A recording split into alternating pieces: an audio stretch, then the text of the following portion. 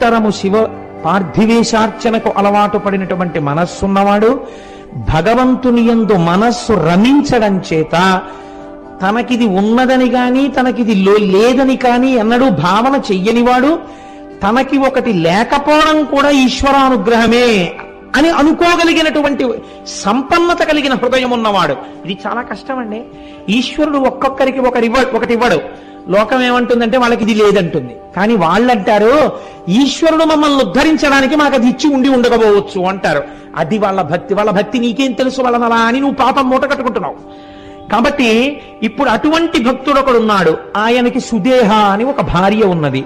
ఆమె మహాసౌశీల్యవతి, భర్తని నిరంతరము ధర్మమునందు అనువర్తించేటటువంటి స్వభావము కలిగినటువంటి తల్లి. చాలా కాలం ఇలా ఉంటుండగా వీళ్ళిద్దరికీ బిడ్డలు కలగలేదు.